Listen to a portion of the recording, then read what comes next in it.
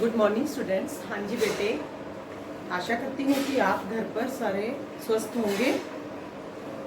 हाँ जी बेटा, हमने लास्ट जो हमारी वीडियो थी उसके अंदर हमने चैप्टर 10 प्रायश्चित किया था और लाइव क्लास में उसका बुक वर्क किया था। तो आज हम जो करने जा रहे हैं वो हम करेंगे विराम चिन्ह, जो है आपकी ग्रामर की बुक का चैप्टर 10। विराम चिन्ह को करने से पहले हमें ये पता होना चाहिए कि विराम चिन्ह कहते किसको हैं। विराम का अर्थ होता है रुकना या ठहरना। जब हम कोई बात करते हैं तो उसमें बात करना या लिखना, तो उसके लिए हम थोड़ी देर के लिए रुकते हैं। तो जब लिखते हैं तो उसके अंदर कुछ चिन्हों का प्रयोग करते हैं, बीच बीच में या अंत में कुछ चिन्हों का प्रयोग किया जाता है, निर्धारित चिन्हों का प्रयोग किया जाता है, उसे हम विराम चिन्ह कहते हैं। तो इसकी परिभाषा हमें क्या हो गई कि वाक्य के बीच में या अंत में विराम को प्रकट करने के लिए निर्धारित चिन्हों को विराम चिन्ह कहते हैं। ये इसकी डेफिनेशन हो गई। आगे हम इसका क्या करेंगे कि विराम चिन्ह होते कितने प्रकार के हैं। विराम चिन्ह 10 प्रकार के होते हैं, जो कि हम एक एक करके अब करेंगे। कि सबसे पहला क्या होता है, पूर्ण विराम। पहले एक इसका एग्जाम्पल दे दूं, छोटा सा एग्जाम्पल है, उदाहरण।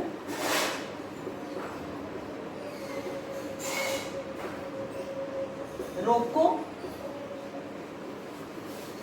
मत जाने दो, रोको मत जाने दो। और दूसरा है रोको मत जाने दो।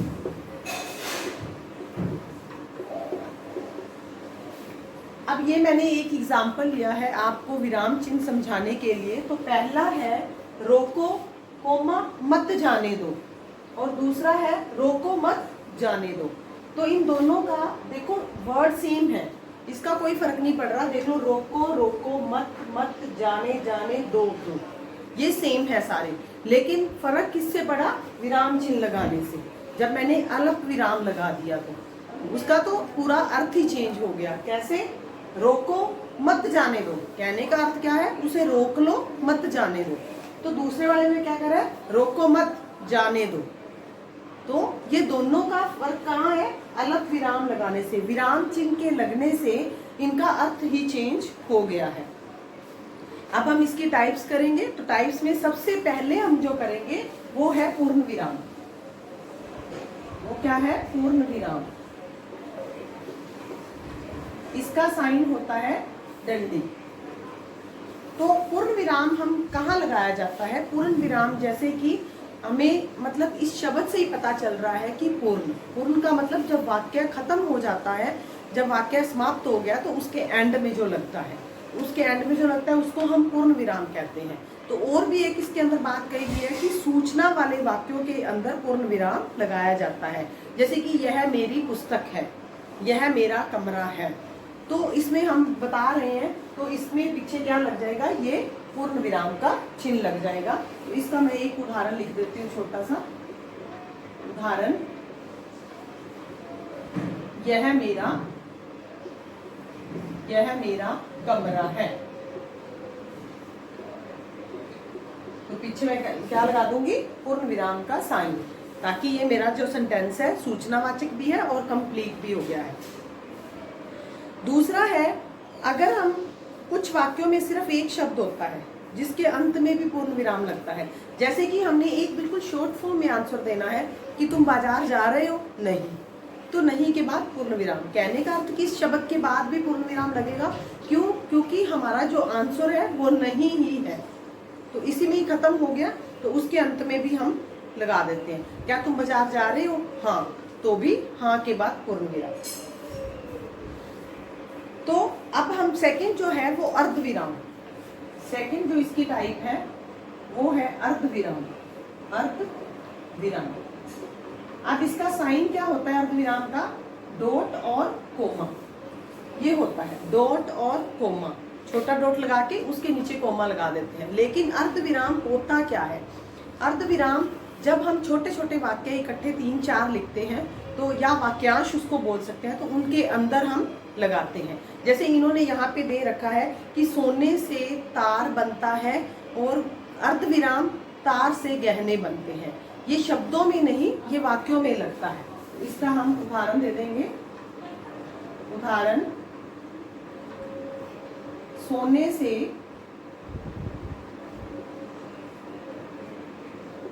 सोने से तार बनता है, अर्धविराम तार से गहने बनते हैं। ये अलग नहीं है, इसी के साथ है, गहने बनते हैं। तो यहां मेरा कंप्लीट हो गया, तो यहां मैं पूर्ण विराम लगा दूंगी। तीसरा है हमारा अल्प विराम। अल्प विराम,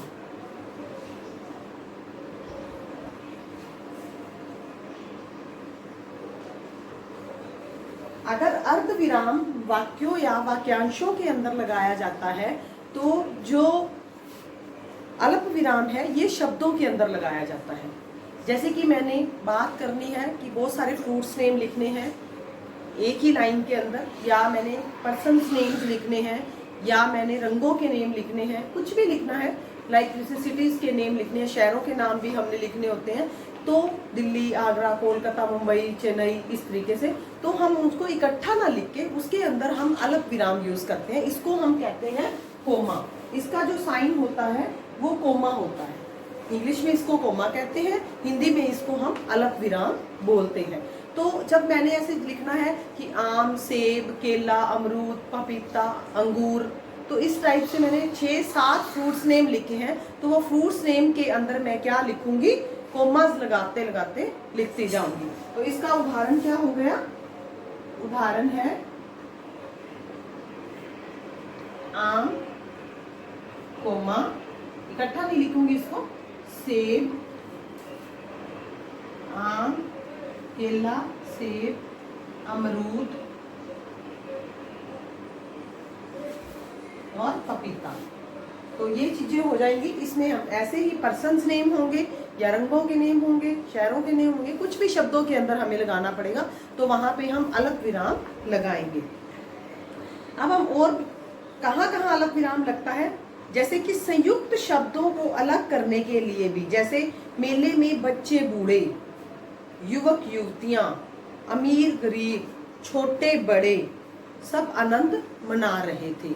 तो अब मैं यहाँ पे क्या करूंगी, संयुक्त शब्दों को अलग करना है। संयुक्त शब्द क्या है, जैसे कि यहाँ मैंने लिख दिया मेले में बच्चे बूढ़े। अब बच्चे बीच में हाइफन लगा के बूढ़े, योजक चिन्ह होता है जिसको बोलते हैं। बच्चे बूढ़े कोमा, युवक युवतियां कोमा, उसके बाद अमीर गरीब कोमा, छोटे बड़े सब आनंद मना रहे थे।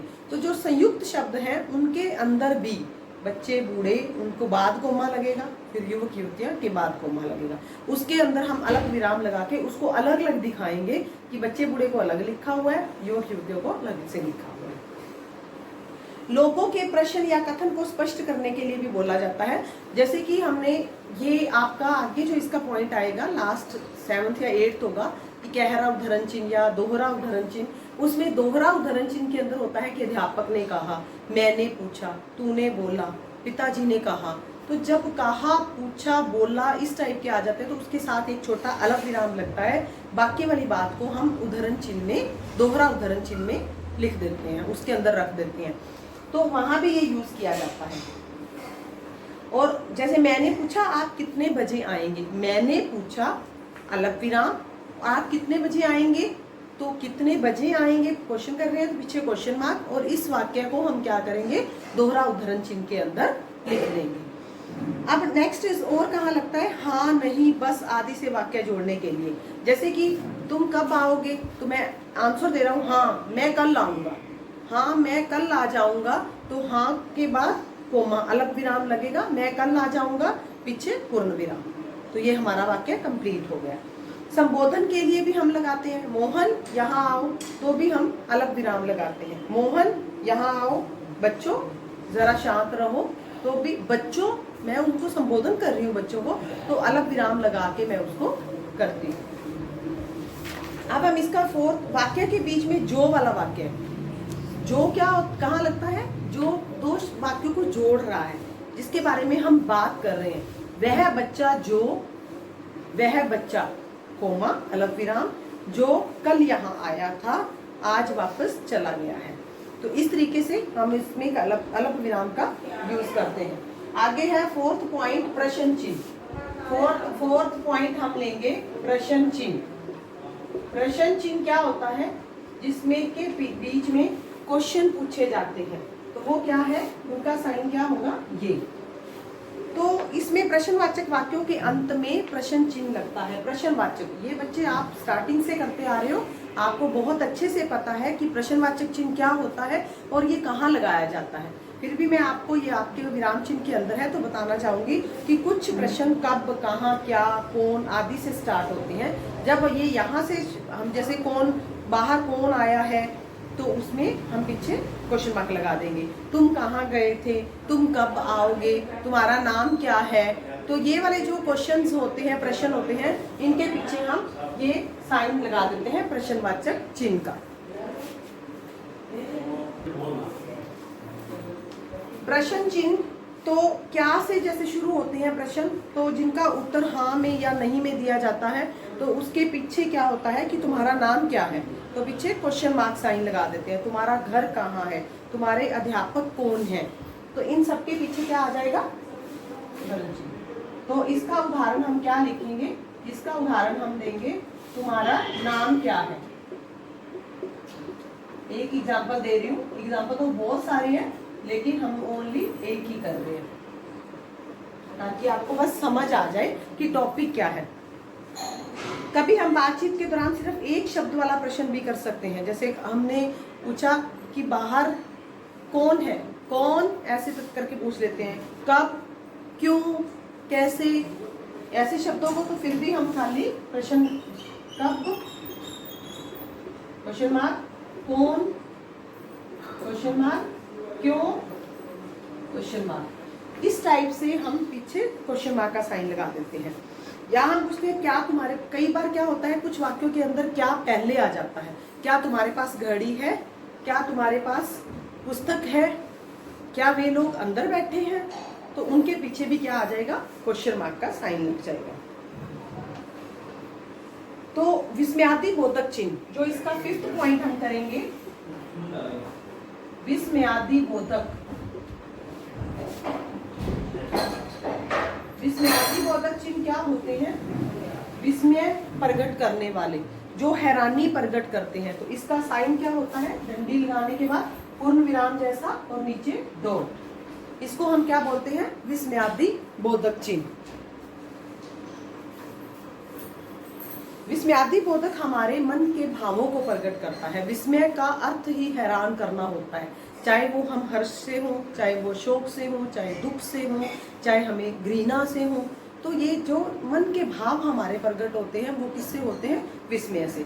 तो इनके पीछे ये सारे विस्मय प्रकट करने वाले होते हैं। तो इनके पीछे हम, इनके बाद एक जो शब्द लगता है, लाइक मैंने घृणा का, छी छी तुम कितने गंदे हो, तो छी छी क्या है, उसके बाद आप साइन लगाएंगे। इसका उदाहरण भी, उदाहरण घृणा का दे रही हूं पहले, छी छी,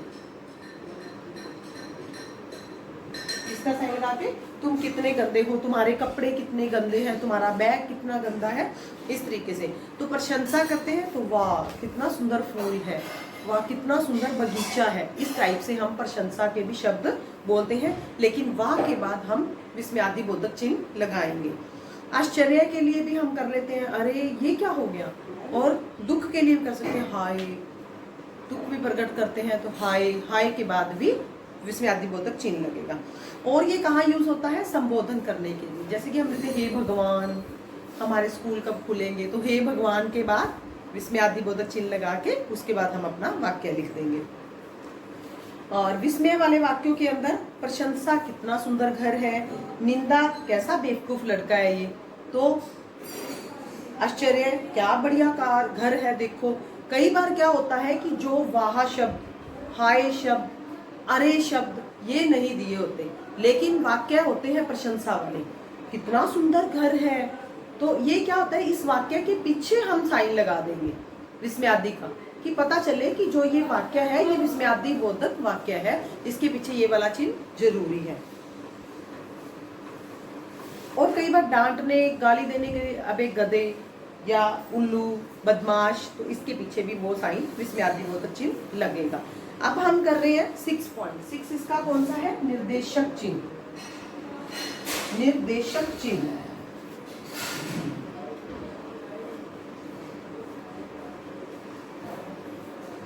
निर्देशक चिन्ह क्या होता है, योजक चिन्ह से थोड़ा सा बड़ा।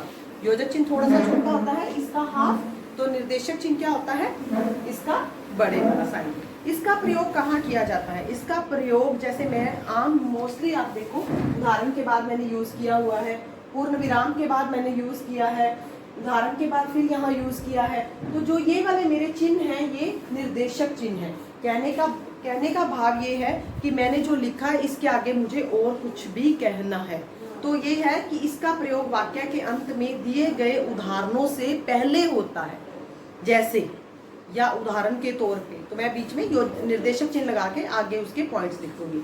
अपनी बात को उदाहरण या विवरण से स्पष्ट करने के लिए भी हम कहते हैं, जैसे कि तुम उन्नति करो, मेहनत से या ईमानदारी से, तो तुम उन्नति करो, तो उसके बाद हम क्या लिख देंगे, तुम उन्नति करो,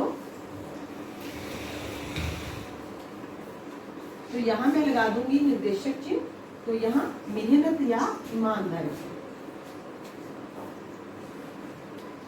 मेहनत और ईमानदारी, यानी कि दोनों चीजों से, ईमानदारी से। यहां तक अब हो गया हमारा निर्देशक चिन्ह। बातचीत में कथन, यानी कि अगर हम संवाद लिख रहे हैं या जैसे डायलॉग्स आ गए हैं, तो जिसका डायलॉग आएगा जैसे लाइक लड़का, तो लड़के के आगे हम निर्देशक चिन्ह लगा देंगे। इससे पता चलेगा कि ये अब लड़के का डायलॉग आ गया है, लड़की तो उसका डायलॉग, किसी का नाम है राहुल, सीता, जिसका भी डायलॉग आएगा तो उसके आगे हम निर्देशक चिन्ह लगा देंगे।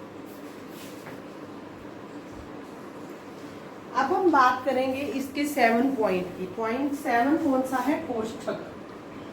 कोष्ठक, कोष्ठक का साइन क्या होता है, ब्रैकेट का, इस टाइप से। इसका प्रयोग कब किया जाता है, जब हमने कोई शब्द लिखा है तो उसको आगे शॉर्ट फॉर्म में दिखाने के लिए, या उसका अर्थ लिखने के लिए, या उसका विलोम शब्द बताने के लिए, तो इसके लिए यूज किया जाता है ब्रैकेट का यूज। आप आम नॉर्मली आप पुस्तक पढ़ते हो, कोई भी किताब लेते हो, आप कोई लाइन पढ़ रहे हो, उसके अंदर कोई टफ वर्ड है, तो क्या करते हैं कई बार जो लिखने वाले होते हैं कि ये ज्यादा टफ है, तो उसका बीच में ऐसे ब्रैकेट डाल के उसके अंदर उसका अर्थ लिख देते हैं, ताकि सामने पढ़ने वाले को समझ आ जाए कि इसका क्या अर्थ है। जैसे कि मैंने यहाँ ले लिया, मैं आपको लिखती हूँ कि उदाहरण के तौर पे ये है, उदाहरण इसका आ जाएगा 100%। 100%। अब इसको हम इस टाइप से भी लिख सकते हैं, तो मैं अगर यहाँ ये चीज लिख दूं कि 100%, तो देखने में अगर बच्चे को ये चीज समझ नहीं आई, बोलना नहीं आ रहा, तो वो इस चीज को देख के समझ जाएगा कि 100% की बात कर रहे हैं, 100%। तो इस तरीके से हम इसको ब्रैकेट के अंदर किसी भी छोटी शॉर्ट फॉर्म में इसको रख सकते हैं। उसके बाद हम करते हैं इकहरा उद्धरण चिन्ह। 1 पॉइंट इसका इकहरा उद्धरण चिन्ह।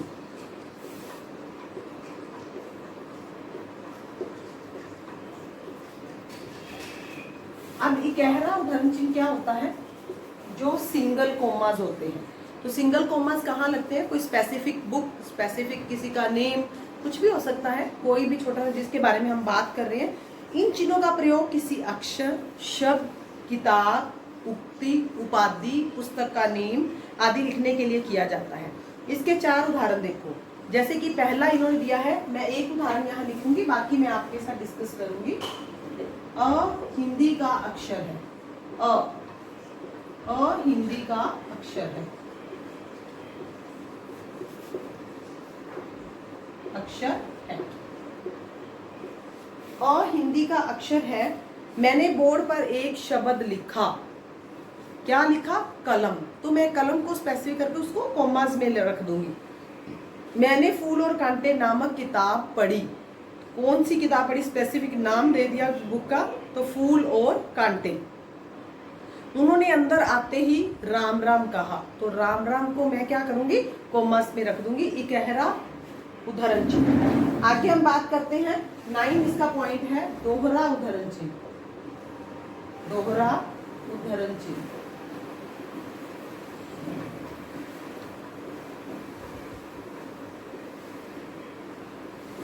दोहरा, ये गहरा देखने से ही पता चल रहा है, तो दोहरा डबल कॉमर्स। इसको क्या है कि जैसे किसी ने कोई बात कही है, किसी ने कुछ बोला है, तो उसको हम क्या करते हैं, दोहरा में, दोहरा उद्धरण चिन्ह के अंदर रखते हैं। इसके द्वारा किसी के कहे गए पूरे वाक्य को ही हम उसमें ज्यों का त्यों लिखने के लिए रख देते हैं। जैसे कि माँ ने कहा तुम्हारे बापू शाम तक आ जाएंगे। माँ ने कहा, माँ ने कहा, अल्प विराम, जहां मैंने आपसे बात की थी अल्प विराम की, तुम्हारे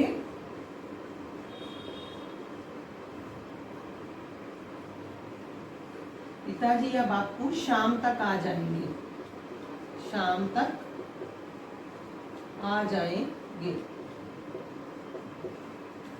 तो इसको मैं क्या करूंगी, कोमास में लिख लूंगी। ये मैंने सारा कोमा के अंदर लिख दिया और ये वाक्य पूरा, इसे हम दोहरा उद्धरण चिन्ह कहते हैं। ये वाला जो आपका दोहरा उद्धरण का चिन्ह का टॉपिक है, आपकी सुनहरी धूप के चैप्टर 10 प्रायश्चित का भी एक टॉपिक है जो मैंने आपको पेंडिंग छोड़ा था, वो उसको अब मैं दोबारा से फिर आपको अच्छे से करवाऊंगी कि इसको दोहरा उद्धरण चिन्ह कैसे लगाते हैं। ये चीज मैंने आपको बतानी थी। पूछा, कहा, कुछ भी है तो उसके अंदर एक अल्प विराम लगा के बाकी बात को हम दोहरा उद्धरण चिन्ह के अंदर रख देंगे। लास्ट है इसका जो 10 पॉइंट, वो है अपूर्ण उक्ति, अपूर्ण उक्ति चिन्ह। अपूर्ण उक्ति चिन्ह क्या होता है, point dot dot dot dot ऐसे। कहने का अर्थ है कि जब हम कोई वाक्य लिखते लिखते अधूरा छोड़ देते हैं तो उसको हम डॉट डॉट डॉट डॉट किया कि अपने आप पूरा हो जाएगा। यहाँ जैसे हम कभी कभी पूरा वाक्य नहीं बोलते या लिखते नहीं तो आधा वाक्य बोलकर चुप हो जाते हैं, तो लिखने में अधूरे वाक्य को इसी चिन्ह से दिखाया जाता है कि इसके आगे ये खत्म नहीं है, आगे और अभी है।